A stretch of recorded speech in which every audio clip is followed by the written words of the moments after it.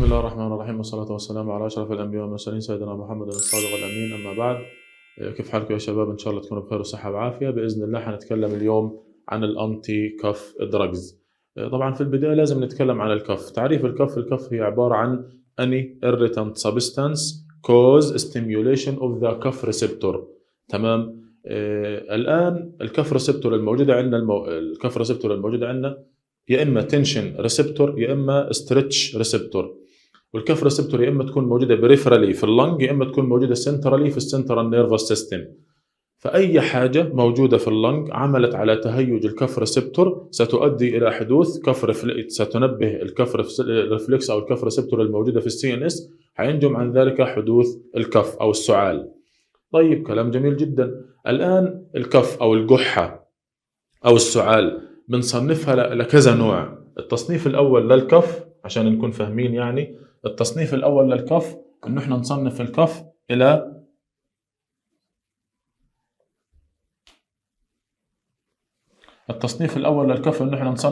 إلى الدراي كف وإلى برودكتيف كف، صح ولا لا؟ وإلى البرودكتيف كف. كلام جميل جدا.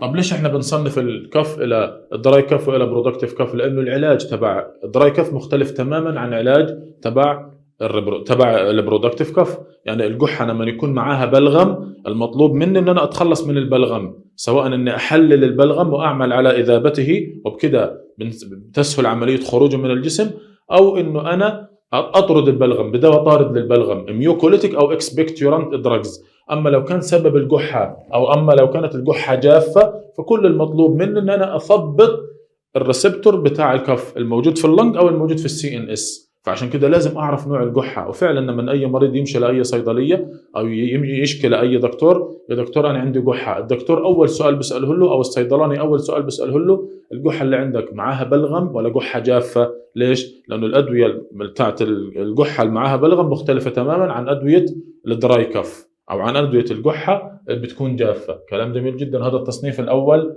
للكف. التصنيف الثاني للكف قالوا حسب المدة. لو كان الكف موجود عند البيشنت له 3 أسابيع، فقط 3 أسابيع، بنسميه أكيوت كف. طب لو كان من 3 إلى 8 أسابيع بنسميه سب أكيوت كف. طب لو كان الكف الموجود عند البيشنت عنده له أكثر من 8 أسابيع، يعني له عند البيشنت موجود أكثر من شهرين، بنقول إنه الكف في الحالة هذه كرونيك كف. الكرونيك كف بيكون سببه كرونيك ديزيز في الغالب زي أزمة، COPD، برونكيكتسز، بالمونري فايبروسيس، وهكذا. الأمراض هذه المزمنة بتعمل كف عند البيشنت مزمن. أوكي، كلام جميل جدا. فإحنا في البداية كده تعرفنا على تعريف الكف، وعرفنا إنه الكف عندها ريسبتور موجودة في اللنج وعندها ريسبتور موجودة في السي ان اس. وهو المطلوب مني في حالة علاج الدراي كف إني أثبط المستقبلات تاعت الكف، يعني إني أثبط مستقبلات الكف، إني أثبط الكف ريسبتور سواء بريفرالي أو سنترالي. هذا في علاج الدراي كف. طب علاج البرودكتيف كف إني أعمل على التخلص من البلغم. تمام، هذا المطلوب. وإلا لو أجانا إنسان عنده بلغم وقمنا ثبطنا الكف ريسبتور عنده سواء في الموجودة في اللنج أو الموجودة في السي ان اس، النتيجة البلغم حيضله موجود وحيضله متراكم، أنت ما عملتش حاجة. والعكس صحيح تماما. لما نجينا إنسان يكون عنده دراي كف وقمنا عطينا له دواء يذوب البلغم، طب وين البلغم اللي أنت بدك تذوبه، اللي أنت بدك تعمل له إذابة ميوكوليتيك؟ وين؟ ما فيش. وبالتالي لازم انه احنا نعرف نوع الكف على اساس انه احنا نقوم نعطي الدواء المخصص لذلك. تمام. بالنسبه للادويه اللي احنا بنستخدمها في علاج الكف، في عندنا يا جماعه، ناتي الان على الدراي كف. الادويه اللي بنستخدمها في علاج الدراي كف بنسميها انتي تصف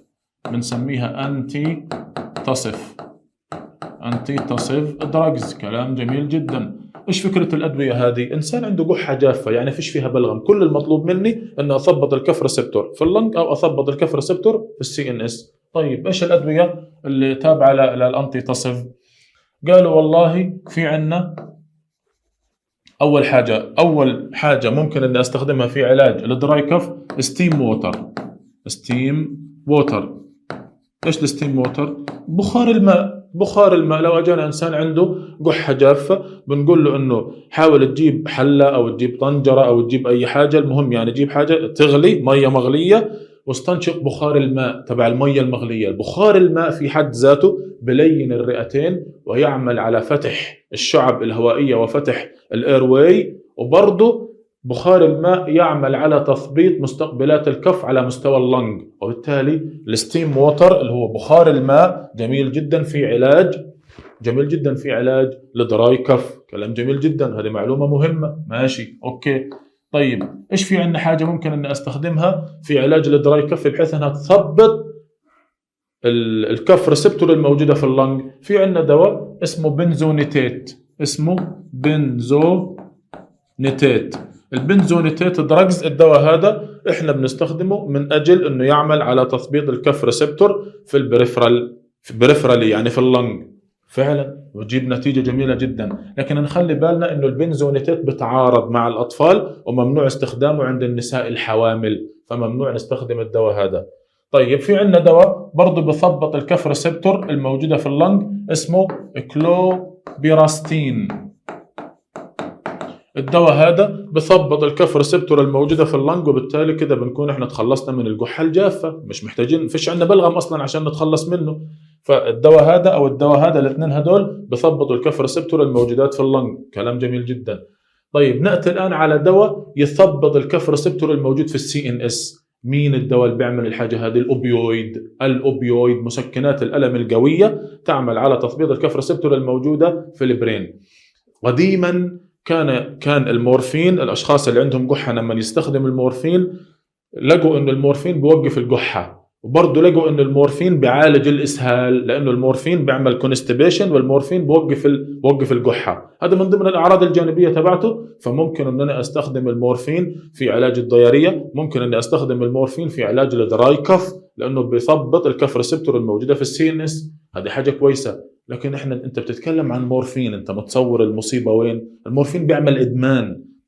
فالمشكلة هذه واجهت الدكاترة، واجهت الصيادلة، انه كيفية الحصول على دواء مشتق من المورفين استخدمه لعلاج الضيارية او استخدمه لعلاج الدراي كف بس ما يعملش ادمان. فقال اجى عالم الماني قام جاب المورفين، قال اني اعدل على التركيبه تبعت المورفين بحيث اني احصل على دواء ما يعملش ادمان واستخدمه العلاج الضياريه، او اني استخدمه العلاج الكف وما يعملش ادمان. قلنا له تفضل يلا جرب. قام اضاف على المورفين اسيتايل اجروب. طيب النتيجه حصلنا على هيروين.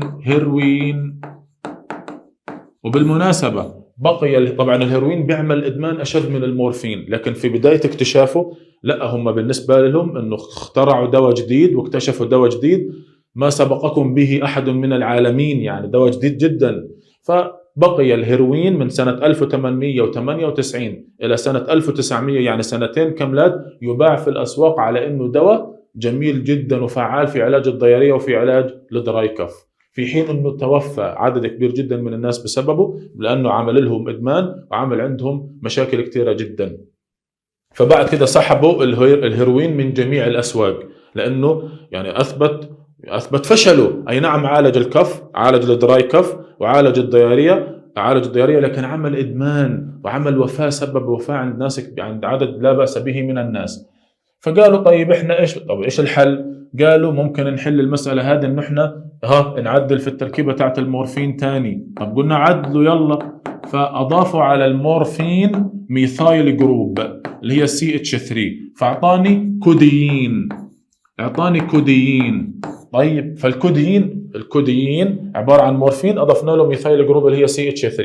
الكوديين اي نعم فعلا انه الكوديين من ناحية الدكشن، من ناحية إدمان، بيعملش إدمان زي المورفين. يعني كقوة ممكن قوة الكوديين مقارنة بالمورفين 1/10، ماشي، احنا راضيين اوكي. لكن تنساش في نفس الوقت انه الكوديين لما يدخل للجسم، ما هو ممكن الليفر يعمل له ديميثايليشن ويتحول الكوديين لمورفين. انت متصور معايا المسألة هذه؟ فبيعمل إدمان، من ناحية إدمان حيعمل إدمان، وإن كان إنه عشان يصل للمرحلة تاعت الإدمان تاعت المورفين لازم تاخده بجرعة عالية أكثر من المورفين، لكن بيعمل إدمان. إلا أن يعني المورفين فضل موجود في الأسواق لفترة طويلة، الكوديين فضل موجود في الأسواق لفترة طويلة، يباع على إنه دواء بنستخدمه لعلاج الدراي كف. بعد كده اجوا الدكاتره قالوا طيب ما هو الكوديين بيعمل ادمان برضه، وبرضه المدمنين صاروا يمشوا للصيدليات يقول له بدي دواء الكحه الجافه، بيعطوا له دواء الكحه الجافه عشان الادمان يعبي راسه يعني. فصارت مشكله بالنسبه لنا، كيف نستخلص دواء من الكوديين بحيث انه الدواء الجديد اللي طالع من الكوديين ما يكونش يعمل ادمان ونستخدمه لعلاج الكحه. فاشتقينا دواء من الكوديين، اللي هو اسمه ديكستروميثورفان.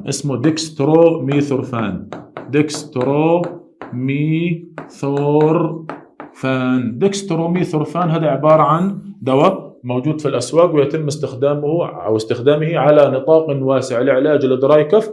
هو مشتق من الكوديين وبيعملش إدمان. الحمد لله أنه الديكستروميثورفان بيعملش إدمان ويتم استخدامه لعلاج الدراي كف وبجيب نتيجة فعالة. فهمنا كيف؟ هذه بالنسبة للأدوية اللي احنا بنستخدمها في علاج الدراي كف. بدينا بالحاجات الطبيعية الموجودة اللي هي ستيم ووتر. بدينا بالستيم ووتر اللي هي بخار الماء. قلنا بنزو نتات ممكن نستخدمه، كلوبيراستين ممكن نستخدمه. قلنا الهيروين سحبناه من الأسواق لأنه عمل مشاكل كثيرة جدا. الكوديين كان يتم استخدامه أو تم استخدامه لفترات طويلة بالفعل. بعد كده جبنا الديكستروميثورفان اللي هو الدواء اللي احنا بنستخدمه حاليا لعلاج الدراي كف وبيجيب نتيجة فعالة، أو الأدوية اللي فوق برضه ما فيش مشكلة. هذا بالنسبة للأدوية اللي احنا بنستخدمها في علاج الدراي كف. كلام جميل ماشي. طب بالنسبة للأدوية اللي احنا بنستخدمها في علاج اللب برودكتيف كف. برودكتيف كف أو الوت كف أو الكحة اللي معاها بلغم، إيش المطلوب مني في علاجها؟ إني أتخلص من البلغم. فقالوا والله بالنسبة للبرودكتيف كف بنعالجها بإيش؟ بنعالجها بنوعين من الأدوية، يا إما ميوكوليتيك دراجز،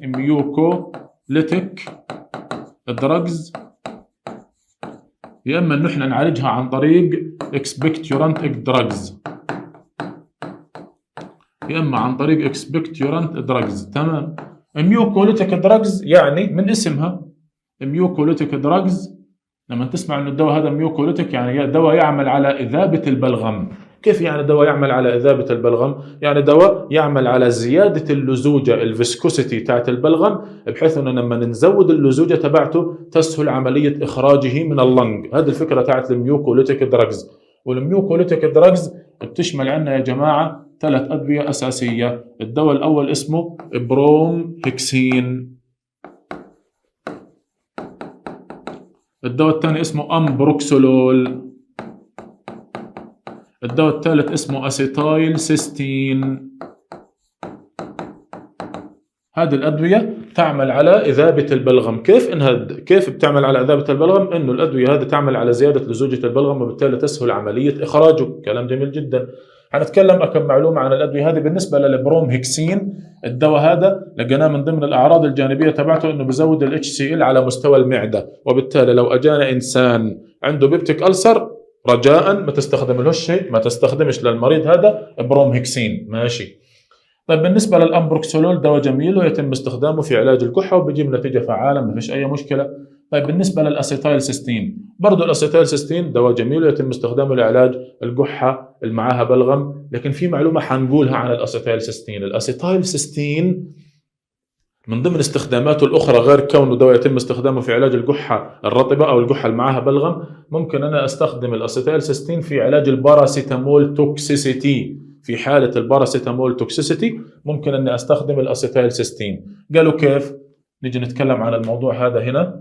قالوا أنه والله في حالة أنه كان حاصل عندنا باراسيتامول توكسيسيتي اللي هي بنادول توكسيسيتي، لو كان المريض كان بالع كمية كبيرة جدا من البنادول، ولتكن طبعا التوكسيسيتي تحت الباراسيتامول بتحصل لو كان البيشنت بالع على الأقل يعني 20 جرام، يعني 40 حبة تقريبا فما فوق يعني، تمام. فلو اجانا انسان كان ماخذ كميه كبيره جدا من الباراسيتامول وحصل عنده باراسيتامول توكسيسيتي، سواء انه كان هو بده ينتحر او كان ماخذ جرعه كبيره من الباراسيتامول كمسكن للالم، المهم يعني.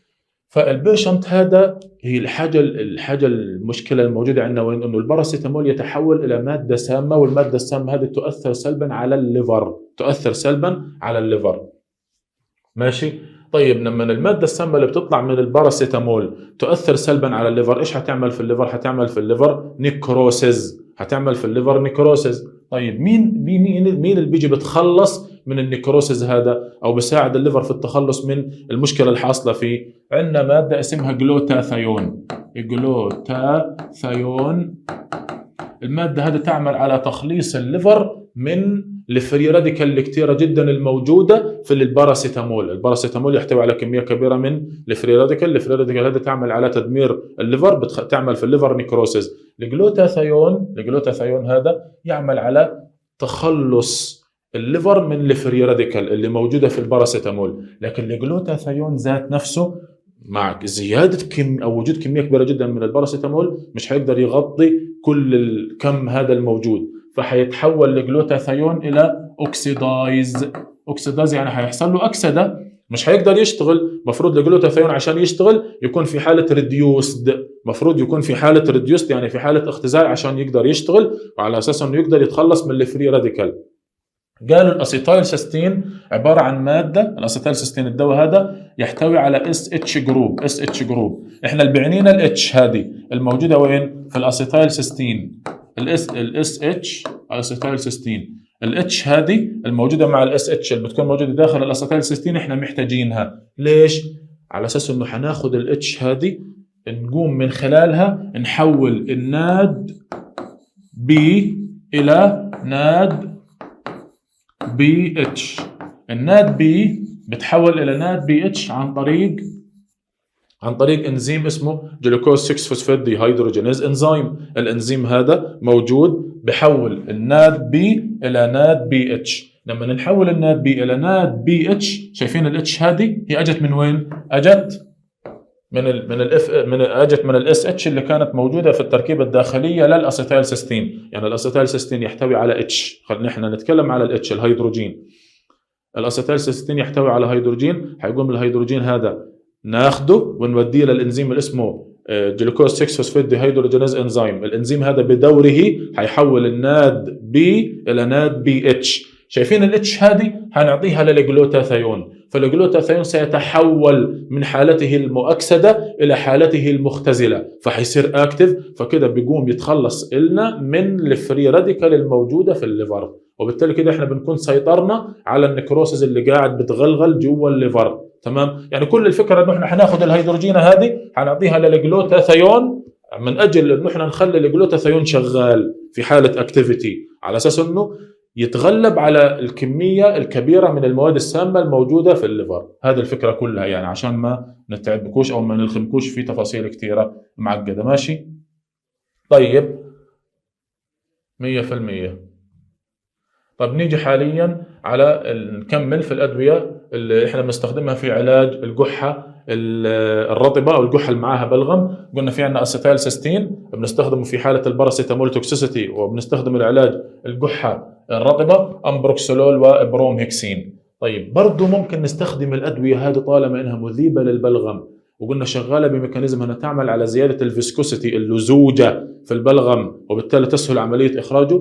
ممكن نستخدم الادويه هذه للانسان اللي بتكون عنده اللزوجه في الحيوانات المنويه قليله. فلو انسان عمل سيمن اناليسيز ولقينا نسبه اللزوجه عنده في الحيوانات المنويه قليله، ممكن لو استخدمنا له احد الادويه هذه، برضو الادويه هذه لقوها انها ممكن تعمل على زياده اللزوجه في الحيوانات المنويه فتزود الفيسكوسيتي، فممكن انها تحل مشكله الانفرتيليتي. لو كان عنده مشكله عقم بسبب المساله هذه، ممكن نحل مساله نقصان الفيسكوسيتي في الحيوانات المنويه بالادويه هذه، ممكن بتجيب نتيجه يعني احيانا عند بعض الناس. طيب بالنسبه للاكسبكتورانت دراجز، يعني دواء طارد للبلغم. كيف دواء طارد للبلغم؟ قالوا الدواء هذا بكل بساطه بيعمل ستيميوليت سكريشن اوف ووتر، بيعمل ستيميوليت سكريشن اوف ووتر للبلغم، وبالتالي الكميه تاعت البلغم ستزداد، مما يؤدي الى تحفز او تهيج اللنج، فحتقوم اللنج اوريدي كده حتقوم تطلع البلغم، لانه انت زودت الكميه تبعته، لانه اضفت ميه عليه،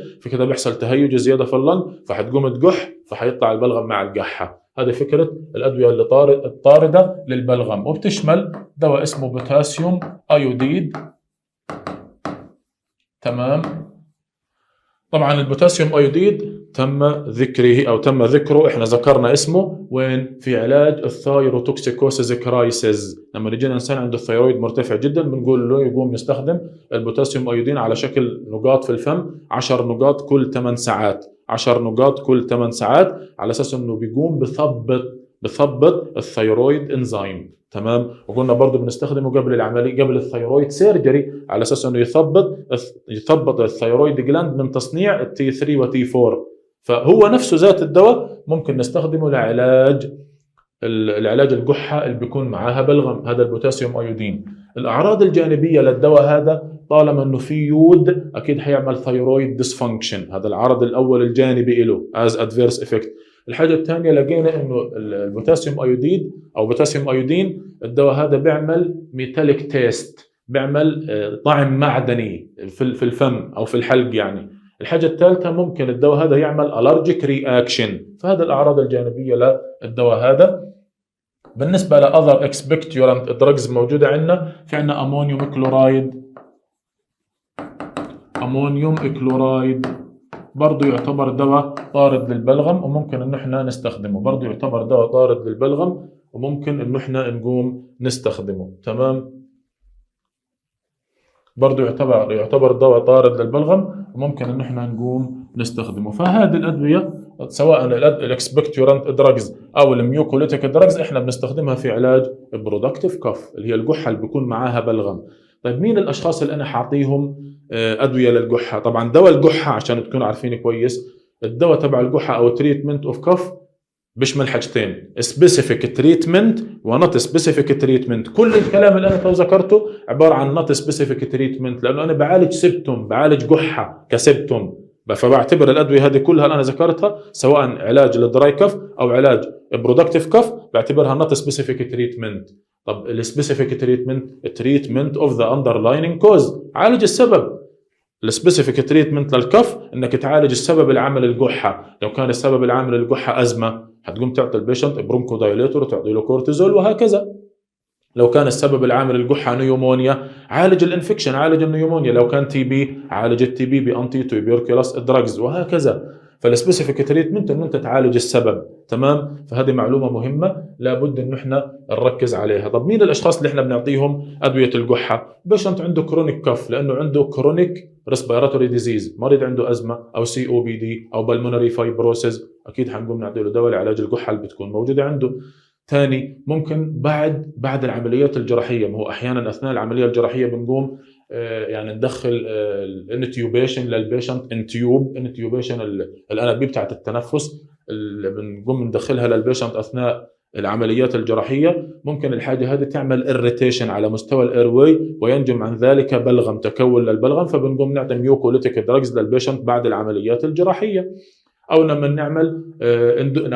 نعمل برونكوسكوبي او تريكوسكوبي. لما نعمل برونكوسكوبي ممكن واحنا قاعدين بنصور البرونكاي بالمنظار يحصل تهيج برضو او ينجم عن ذلك تكون للبلغم وهكذا، فبند البيشنت دواء يطرد البلغم منعا من تكون البلغم وحصوله ووجوده في اللنج. ماشي. وهكذا. يعني هذا بالنسبة للأشخاص اللي أنا بعطيهم أدوية لعلاج القحة، يا إما عنده مرض مزمن، يا إما عنده مرض معين عمل له القحة هذه، يا إما قلنا بعد العمليات الجراحية، يا إما بعد ما نعمل منظار للبرونكاي وهكذا. تمام. هذا فيما يتعلق بالشرح العام للأنتي كف دراجز. طب نيجي حاليا للشيت الموجود عندنا. طبعا ما فيش فيه أي حاجة جديدة، كل الكلام هذا موجود، كل الكلام الموجود هذا إحنا تكلمناه وذكرنا عنه، انه الادويه تاعت الدراي كف بنسميها انتي تصف دراجز. هذا الاهداف من المحاضره. بالنسبه ل كلام كله معاد، ما فيش فيه اي حاجه جديده. تعريف الكف ذكرناه. قلنا بالنسبه للادويه تاعت الكف في عندنا سبيسيفيك تريتمنت اللي هي انه احنا نعالج السبب، نوت سبيسيفيك تريتمنت اللي هي انتي تصف او ميوكوليتيك او اكسبكتورانت دراجز. ذكرنا الكلام هذا بالتفاصيل. قلنا بالنسبة للقحة الموجودة عندنا في عندنا أكيوت وفي عندنا سب أكيوت وفي عندنا كرونيك، ما فيش أي مشكلة، وذكرنا الأسباب تبعت القحة. فبإمكان الطالب إنه يمر على الشيت أو يمر على الPDF، فحيلاقينا إنه إحنا تكلمنا تماماً عن كل الأدوية الموجودة داخل الشيت، وتكلمنا عنها بطريقة جميلة وطريقة رائعة، وجميع الطلبة بإذن الله حيستفيدوا من الكلام الموجود. فكشرح أو كمعلومات أنا بعنيني إنه الطالب يكون فاهم الشرح. أهم حاجة لو أنت فاهم خلص أمورك بعد كده حتكون سهلة، وبإمكانك إنك ترجع على الPDF وتشوف المعلومات بطريقة سهلة ومبسطة بإذن الله. تمام، بالتوفيق إن شاء الله لجميع الطلبة.